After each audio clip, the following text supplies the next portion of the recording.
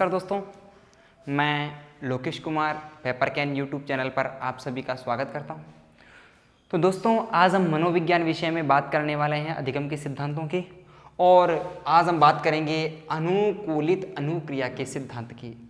दोस्तों, इस सिद्धांत से पहले हम बात कर चुके हैं थॉर्नडाइक के द्वारा दिए गए अधिगम के सिद्धांत की, और आज हम बात करेंगे कि साहब अनुकूलित अनुक्रिया का सिद्धांत जो दिया गया, कब दिया गया।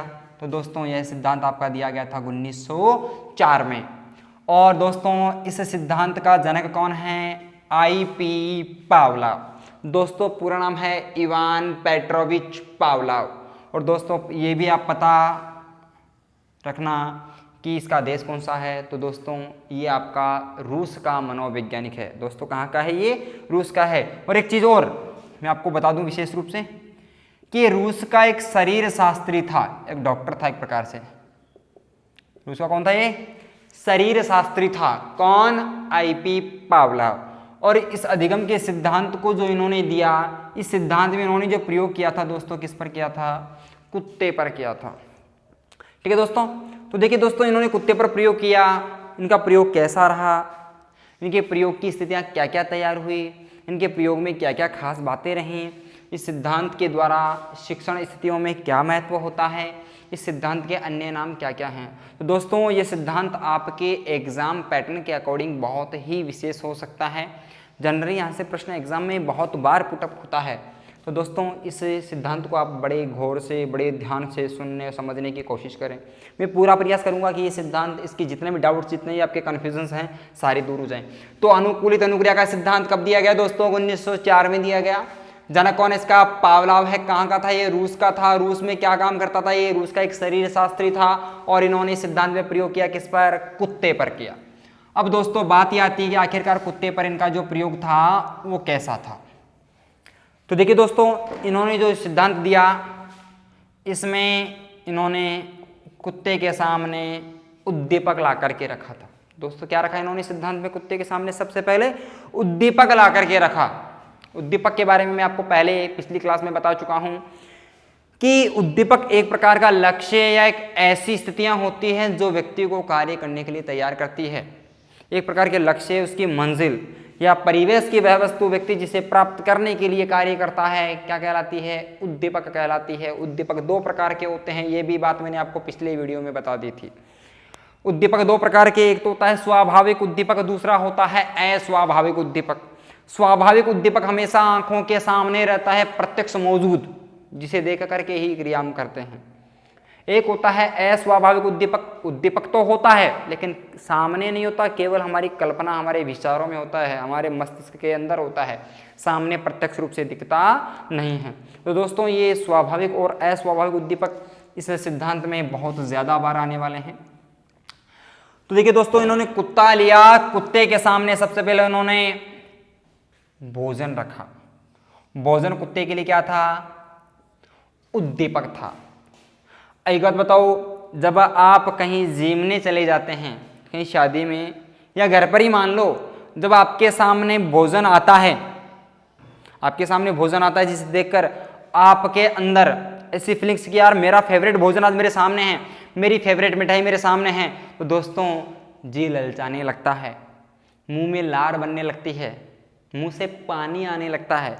तो दोस्तों, ऐसा ही कुछ इस कुत्ते के साथ भी हुआ। कुत्ते के सामने क्या रखा गया दोस्तों? इसका फेवरेट भोजन रखा गया। और जैसे ही दोस्तों इस कुत्ते ने इस भोजन को देखा, इस उद्दीपक को देखा, कुत्ते ने क्या किया?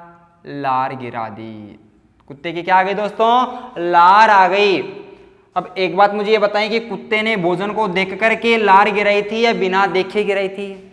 देख करके गिराई ना, भोजन इसको पहले दिखाना। तो दोस्तों, एक बात का विशेष ध्यान रखना, तो ये जो आपका भोजन है एक प्रकार का कैसा उद्दीपक हो गया?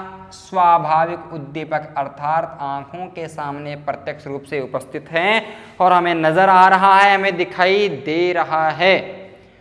और भोजन को देखकर लार गिरी।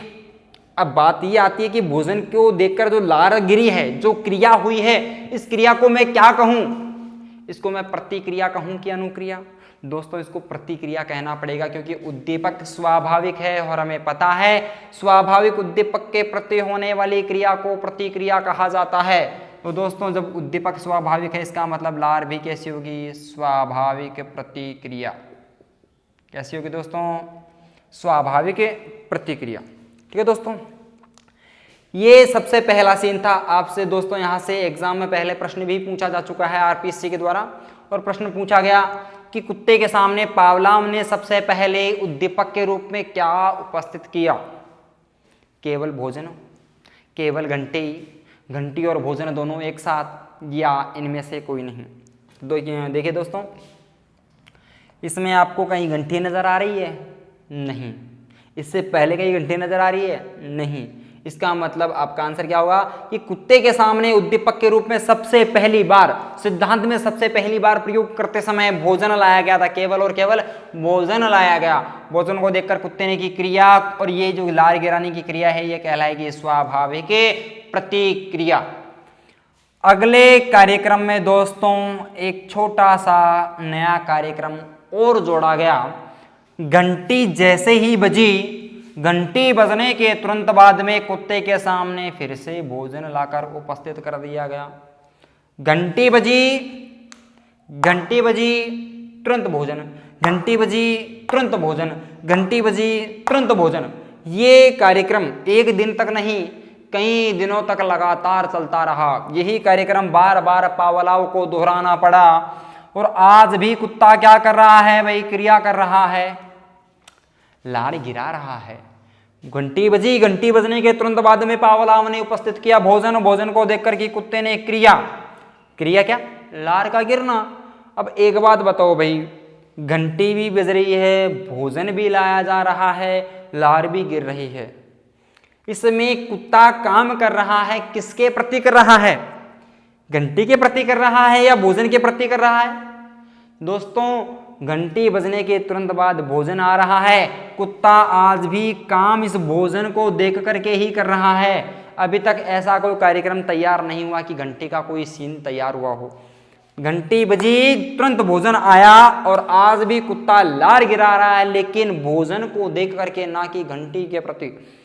भोजन जैसे आया कुत्ते ने गिरे लार।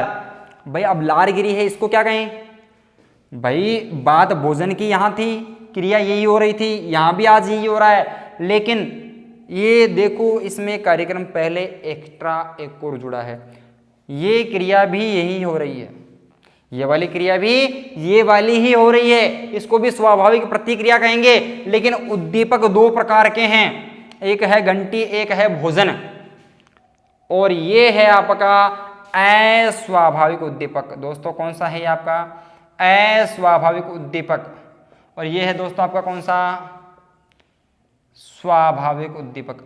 अब दोस्तों स्वाभाविक उद्दीपक और अस्वाभाविक उद्दीपक, जब दो प्रकार के उद्दीपक सामने उपस्थित होते हैं, तो दोस्तों हमें मालूम होना चाहिए कि इन दोनों उद्दीपकों में से जो काम हो रहा है स्वाभाविक के प्रति हो रहा है, और स्वाभाविक उद्दीपक के प्रति काम करने के लिए इंसान को कभी बंधने की आवश्यकता नहीं होती है।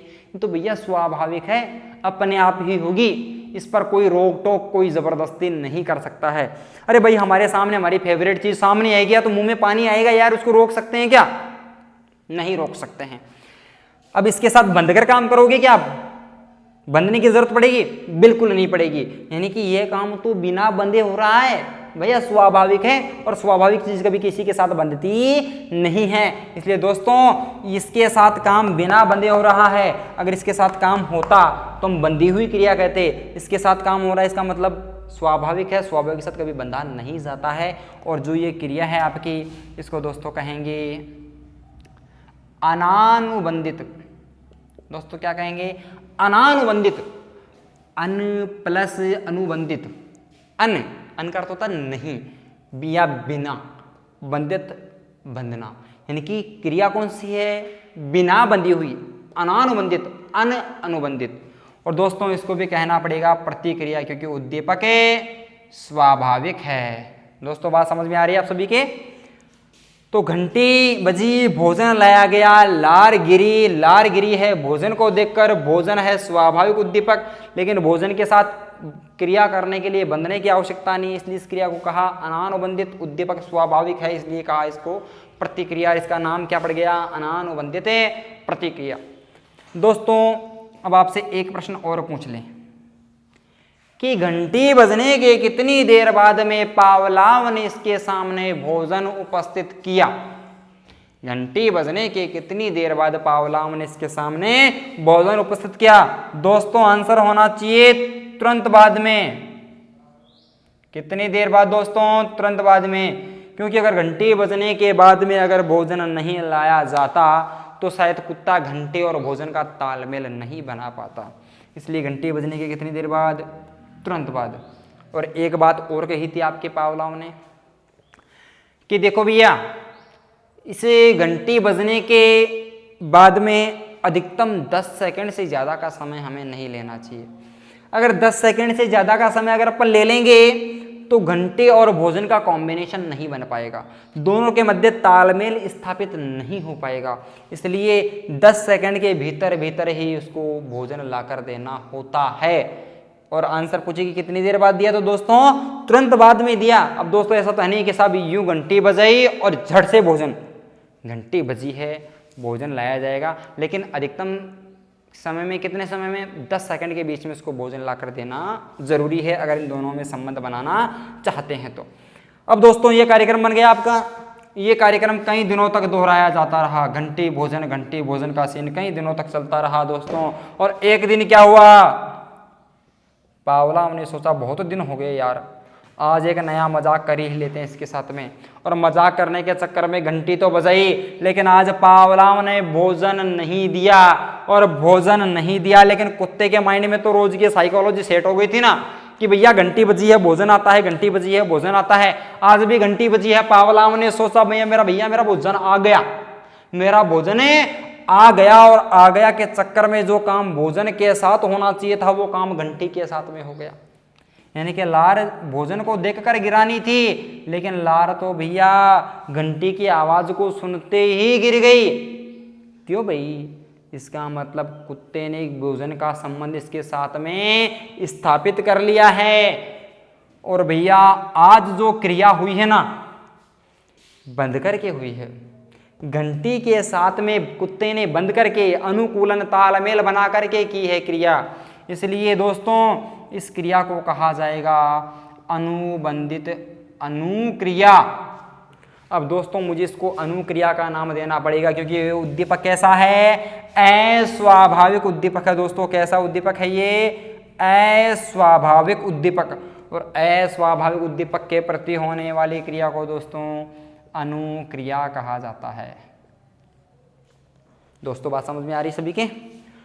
अब उद्दीपक अस्वाभाविक है, काम हो रहा है, बंद करके हो रहा है, इसलिए नाम दिया अनुबंधित अनुक्रिया। और उद्दीपक अस्वाभाविक है, इसलिए दोस्तों इसको कहा जा सकता है अस्वाभाविक अनुक्रिया। क्या कह सकते हैं दोस्तों? अस्वाभाविक अनुक्रिया। दोस्तों कुत्ते ने घंटी के साथ में अनुकूलन और तालमेल स्थापित किया कि नहीं किया? किया। इस वजह से दोस्तों इसको कहा जा सकता है अनुकूलित अनुक्रिया। अनुकूलित अनुक्रिया। दोस्तों बात समझ में आ गई? ये कार्यक्रम चलता रहा भैया। कुत्ते ने अगले दिन घंटी बजने के बाद फिर लार गिराई, भोजन नहीं आया। अगले दिन फिर पावलाव ने वही काम किया, घंटी बजा दी, फिर से भोजन लेकर नहीं आया, लेकिन कुत्ता आज फिर लार गिरा रहा है। 2 दिन, 5 दिन, 7 दिन, 15 दिन तक लगातार ये सीन चलता रहा। और धीरे धीरे कुत्ते की लार कम कम होते होते एक दिन ऐसा आ गया कि भैया ये पावलाव घंटियां बजाता ही रहा, लेकिन कुत्ता लार नहीं गिरा रहा। क्यों? अनुबंधन टूट गया। घंटी बजने के बाद यदि बार बार लगातार भोजन नहीं लाया जाए तो एक दिन क्या होता है दोस्तों, ये सारा कार्यक्रम फेल हो जाता है और लार गिरना बंद हो जाती है। और दोस्तों लार गिरना क्या हो गई? बंद। और लार का गिरना बंद हो जाने की प्रक्रिया को दोस्तों आपका कहा जाता है विलोप या विलोपन। दोस्तों क्या कहा जाता है? विलोप या विलोपन। दोस्तों ये भी प्रश्न आपके एग्जाम में पूछा जा चुका है कि कुत्ते के सामने बार बार केवल घंटी ही बजाई जाए तो एक दिन कुत्ता लार गिराना बंद कर देता है। इस क्रिया को क्या कहा जाता है? विलोप या विलोपन कहा जाता है। दोस्तों बात समझ में आ गई? अब दोस्तों ये तो था आपका हिंदी वर्जन, लेकिन दोस्तों ये आजकल इसका चलन पुराना हो गया है। दोस्तों एग्जामिनर आजकल इसे हिंदी वर्जन में से प्रश्न पूछना पसंद नहीं करता है। वो आपसे प्रश्न पूछेगा इसके अंग्रेजी ट्रांसलेट से, क्योंकि ये अंग्रेजी ट्रांसलेट कन्फ्यूज़न थोड़े ज़्यादा खड़े कर देता है। तो देखिए दोस्तों आगे बात करते हैं, ये संपूर्ण प्रक्रिया इसको अंग्रेजी में क्या कहेंगे। तो देखिए दोस्तों ये भोजन है, भोजन कैसा उद्दीपक है, स्वाभाविक। और दोस्तों ध्यान रखना इस स्वाभाविक उद्दीपक को हम शॉर्ट में दर्शाते हैं UCS।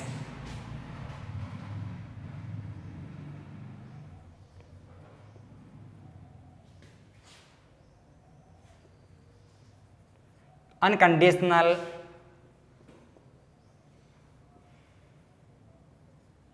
स्टिमुलस।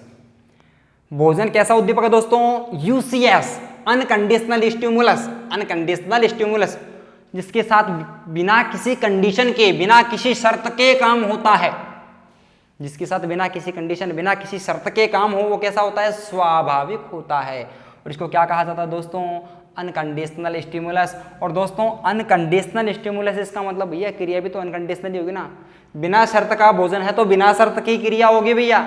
आपको कह दे कि बेटा आपको ये करना है और ये करोगे तो आपको ये मिलेगा, इसका मतलब आप वो काम किसी शर्त के लिए कर रहे हैं। लेकिन भैया जब स्वाभाविक है भैया खाना खाना है तो भैया इसमें काहे की शर्त, भैया खाना मतलब खाना ही है, ये काम बिना किसी शर्त के है। तो इसका मतलब क्या है कि जब भोजन ये जो आपका है UCS है, इसका मतलब इसके साथ होने वाली जो क्रिया है ये भी तो अनकंडीशनल ही होगी ना, इसका मतलब इसको कहा जाएगा UCR अनकंडीशनल रेस्पॉन्स। तो UCS के साथ होने वाली क्रिया को UCR कहा जाता है। और दोस्तों ऐसे ही फिर अगले चरण की अपन बात करते हैं। तो देखिए घंटी, घंटी एक प्रकार का कैसा उद्दीपक है, घंटी दोस्तों आपका उद्दीपक है अस्वाभाविक। कैसा है, जिसके साथ काम स्वाभाविक तरीके से नहीं होता है, अस्वाभाविक तरीके से होता है। इसका मतलब ये इसके साथ काम कंडीशन बनकर के होता है, कंडीशन बनाने के बाद होता है। इसको कहा जाता है conditional stimulus, CS conditional stimulus. और भोजन कैसा है आपका UCS। जब कुत्ते के सामने CS और UCS दोनों उद्दीपक एक साथ रखे जाते हैं तो कुत्ता काम किसके प्रति करता है, CS के प्रति या UCS के प्रति, UCS के प्रति दोस्तों काम हो रहा है। और दोस्तों इस क्रिया को भी आज क्या कहेंगे, UCR ही कहेंगे। समझ में बात आ रही दोस्तों। और एक दिन कुत्ते के सामने केवल CS कंडीशनल स्टिमुलस लाया जाता है, यानी कि ये कौन सा, अस्वाभाविक उद्दीपक। कौन सा दोस्तों, अस्वाभाविक उद्दीपक लाया जाता है। ये कौन सा दोस्तों आपका, स्वाभाविक उद्दीपक। कौन सा, भोजन। ये कौन सा आपका, अस्वाभाविक। और दोस्तों ये जो आपका अस्वाभाविक है, इसका मतलब काम इसके साथ जो हो रहा है किसी कंडीशन के बनने के बाद हो रहा है। इसका मतलब CS के साथ होने वाली क्रिया को दोस्तों क्या कहा जाएगा, CR कंडीशनल रेस्पॉन्स कहा जाएगा। ठीक है दोस्तों। और इसी कारण से दोस्तों इसे CR थ्योरी भी कहा जा सकता है। क्या कहा सकता है दोस्तों इसको, CR थ्योरी। बात समझ में आ रही है दोस्तों आपके, CR थ्योरी। और ये आपका CS रोज रोज ही लाया जाए, भोजन नहीं लाया जाए, UCS नहीं लाया जाए तो एक दिन कुत्ता लार गिराना बंद कर देता है। इस संपूर्ण प्रक्रिया को विलोप या विलोपन के नाम से जाना जाता है। कुत्ते की लार का बंद होना क्या कहलाता है, विलोप या विलोपन। ठीक है दोस्तों। अब दोस्तों बात ये आती है कि साहब ये सिद्धांत आपका शिक्षण में कैसे सिखाता है। तो दोस्तों इस सिद्धांत की सबसे अच्छी बात कि साहब इस सिद्धांत में बच्चे को सिखाया गया है, जो कुत्ते पर प्रयोग हमने किया इसमें पावलोव के द्वारा, इससे हमने यह सीख ली कि भैया कोई इंसान, इस धरती का कोई भी प्राणी जो सीखता है भैया अनुबंधन की सहायता से सीखता है। किसकी सहायता से सीखता है, अनुबंधन की सहायता से सीखता है, तालमेल की क्रिया की सहायता से सीखता है। और भैया अनुबंधन बनाने के लिए भैया आदत निर्माण का काम सबसे पहले सामने आता है। सबका अर्थात हम कह सकते हैं कि यह सिद्धांत आदत निर्माण में सहायक है। सिद्धांत क्या है, आदत निर्माण में। बहुत अच्छा प्रश्न हो सकता है आपके लिए कि आदत निर्माण के लिए अधिगम का कौन सा सिद्धांत उपयोगी है, अनुकूलित अनुक्रिया का सिद्धांत। दोस्तों यह सिद्धांत भी क्रिया की पुनरावृत्ति पर बल देता है, क्रिया की पुनरावृत्ति पर बल देता है। क्योंकि अगर क्रिया की पुनरावृत्ति बार बार अगर हम वो काम नहीं करवाएंगे तो किसी भी प्राणी के स्वभाव में वह काम नहीं आएगा और वह इसको सीख नहीं पाएगा। इसलिए क्रिया की पुनरावृत्ति की सहायता से भी प्राणी को सिखाया जा सकता है। बात करें, आपने सर्कस देखा होगा, उसमें बंदर और भालू को भी देखा होगा। तो सर्कस में बंदर या भालू का नाचना, या डमरू की आवाज़ पर बंदर और भालू का नाचना, डमरू की आवाज़ पर बंदर व भालू का नाचना। भैया डमरू बजता है, उसके आधार पर बंदर डांस करता है, भालू डांस करता है। क्यों भाई? भैया क्या आप भी डमरू बंदर को डमरू बजा करके क्या बंदर को नचा सकते हो या भालू को नचा सकते हो? नहीं। क्यों? क्योंकि जो भी बजाने वाला है मदारी है, उसने अपनी उस डमरू की आवाज़ के साथ में इन दोनों को अनुबंधित किया हुआ है, इसलिए वह काम करता है। दोस्तों बात समझ में आ रही है कि बंदर और भालू का डमरू की आवाज़ पर नाचना भी आपका अनुकूलित अनुक्रिया का सिद्धांत है। और दोस्तों ऐसे बात करें, सर्कस का शेर अधिगम के कौन से सिद्धांत पर कार्य करता है? दोस्तों तो सर्कस का शेर, जैसा कि हम बात कर रहे हैं, सेम ये वाला सीन है। तो दोस्तों सर्कस का शेर भी आपका इसी सिद्धांत पर कार्य करता है। दोस्तों बात करें, बीजुका को देखकर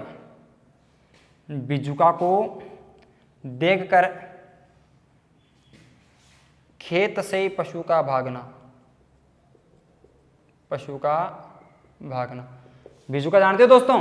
बीजुका जो कि खेतों में पुतला सा लगाया जाता है जानवरों को भगाने के लिए, ताकि जानवर को ऐसा आभास हो कि भैया ये एक जीता जागता इंसान है, उसको बोलते हैं बीजुका। हमारे ग्रामीण परिवेश में इसको और भी कई प्रकार के नाम मिलते हैं। कोई टाओ बोलता है, कोई ग्रामीण भाषा में एक बार क्लास में पढ़ा रहा था, बच्चे बता रहे गुरुजी टावड़े बोल दो, टावड़े। तो ऐसे कई प्रकार के नाम हैं। फिर जो भी है उसको अपन क्या बोलेंगे? बीजुका। तो बीजुका को देखकर खेत से पशु का भागना भी आपके इसी सिद्धांत का एग्जाम्पल है। और दोस्तों आपके एग्जाम में कई बार पूछा गया प्रश्न कि दूध का जला छाछ भी फूंक फूंक कर पीता है। बहुत ही ज्यादा इंपॉर्टेंट दोस्तों ये आपका, कई बार एग्जाम में पूछा गया, दूध का जला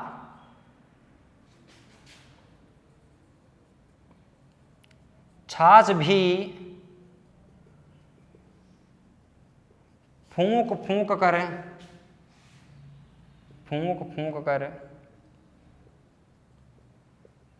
पीता है। दोस्तों ये भी एग्जाम्पल आपके इसी सिद्धांत का है। तो बात समझ में आ रही दोस्तों? तो दूध का जला छाछ भी फूंक फूंक कर पीता है, अधिगम का कौन सा सिद्धांत? अनुकूलित अनुक्रिया का सिद्धांत। और इसके आगे दोस्तों अपन बात करते हैं।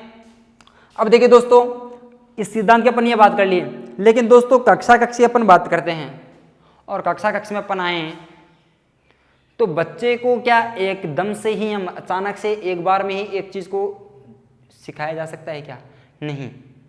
आजकल बच्चों के लिए प्ले स्टोर पर, गूगल प्ले स्टोर पर बहुत सारी ऐप्स आती हैं सिखाने के लिए, जिसमें साउंड के साथ में उस वर्ड का, उस शब्द का चित्र सामने छपता है, तो बच्चा उसकी आवाज़ सुनकर ऐसा लगता है कि भैया ये इस चीज़ की आवाज़ है। बच्चा अपने घर में होता है, बाहर मुर्गी की आवाज़ आती है, तो हम पूछते बेटा किसकी आवाज़ है? बोले पापा मुर्गा बोल रहा है। इसका मतलब बच्चे को कैसे पता? हमने पहले उसकी आवाज़ सुनाई और आवाज़ सुना करके उस बच्चे को मुर्गे का चित्र दिखाया, तो बच्चे को ऐसा प्रतीत हुआ कि भैया ये आवाज़ ऐसी है और ये ऐसे मुर्गे की है और मुर्गा ऐसा होता है। इसका मतलब दोस्तों ये एक प्रकार से यह सिद्धांत भी आपके अधिगम में काफ़ी अहम योगदान देता है। अर्थात शिक्षण में श्रव्य दृश्य, सुनाई देने वाली और दिखाई देने वाली श्रव्य दृश्य सामग्री का प्रयोग इसी सिद्धांत के देन है। आज हम शिक्षण सहायक सामग्रियों को जो काम में लेते हैं, श्रव्य दृश्य से सहायक सामग्रियां हैं, पहले सुना करके फिर दिखा करके, ये कार्यक्रम भी हमें कौन सा सिद्धांत सिखाता? अधिगम का अनुकूलित अनुक्रिया का सिद्धांत सिखाता है। तो दोस्तों बात आज समझ में आ रही है। और दोस्तों एक बात का विशेष ध्यान रखेंगे कि ये जो सिद्धांत है, जिसमें हम देख रहे थे कि साहब कुत्ता बार बार घंटी की आवाज़ सुनता रहा, भोजन जब उसके सामने नहीं आया तो भैया कुत्ते ने लार गिराना बंद कर दिया, लेकिन उससे पहले कुत्ते ने वैसा ही सीख लिया। घंटे के बाद भोजन आ रहा, कुत्ते ने वैसा सीख लिया, लेकिन बाद में उसने क्या किया, उसका त्याग कर दिया, वह कार्यक्रम उसके रूटीन से छूट गया। तो इस सिद्धांत में एक बात और समझाता है कि भैया इस सिद्धांत हमें बताता है कि कभी भी बालक के सामने हमें ऐसे गलत वर्ड को यूज नहीं करना चाहिए, गलत शब्दों को बार बार उसके सामने काम में नहीं लेना चाहिए। अगर हम बार बार गलत वर्ड्स को उसके सामने काम में लेंगे तो बच्चे के मन में वैसे ही कुंठाएं तैयार हो जाएंगी जो हम उसको बार बार बोलते हैं। जैसा कि हम बच्चों के लिए कई बार तिरस्कार रूपी शब्द काम में ले लेते हैं।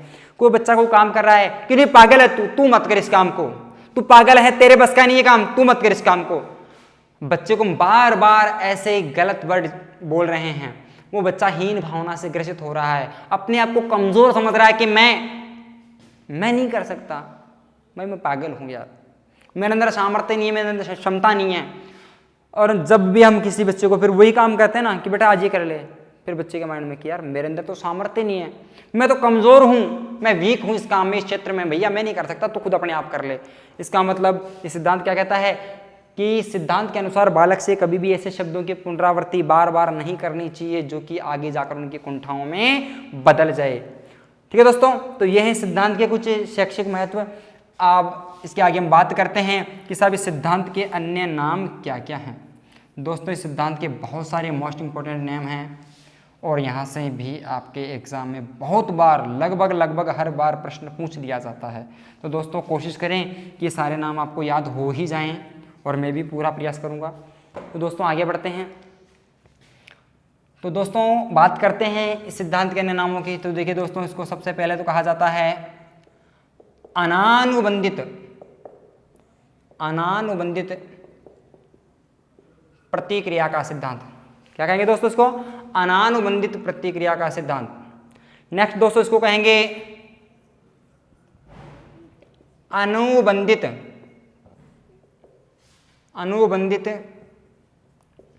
अनुक्रिया का सिद्धांत। अनुबंधित अनुक्रिया का सिद्धांत। अब देखिए दोस्तों, इसी सिद्धांत को कहा जाता है प्राचीन अनुबंधन का सिद्धांत। प्राचीन अनुबंधन का सिद्धांत यानी कि अनुबंधन की सहायता से सिखाने वाला सबसे पहला सिद्धांत कौन सा था? यही सिद्धांत था, इसलिए दोस्तों इसको क्या कहते हैं? प्राचीन अनुबंधन का सिद्धांत। दोस्तों इसी सिद्धांत को कहा जाता है संबद्ध अनुक्रिया का सिद्धांत। ध्यान रखें दोस्तों, संबद्ध को कहा जाता है अनुकूलित या अनुकूलन, इसको कह सकते हैं कंडीशनिंग थ्योरी। ठीक है दोस्तों, संबद्ध अनुक्रिया का सिद्धांत या अनुकूलित या अनुकूलन क्रिया का सिद्धांत। दोस्तों बात समझ में आ रही है?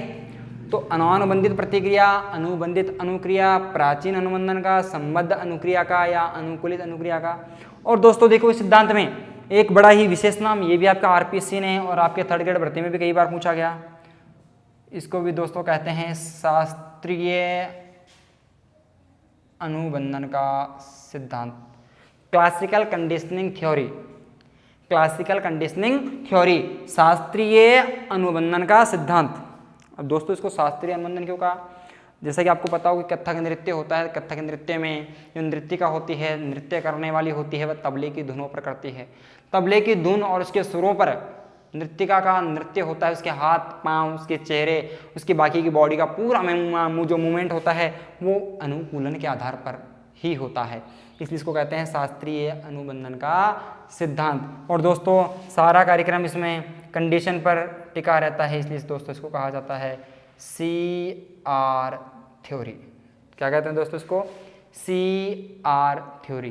तो दोस्तों ये सिद्धांत के कुछ अन्य नाम हैं अनानुबंधित प्रतिक्रिया, अनुबंधित अनुक्रिया, प्राचीन अनुबंधन का सिद्धांत, संबद्ध अनुक्रिया का सिद्धांत, शास्त्रीय अनुबंधन का सिद्धांत और CR थ्योरी।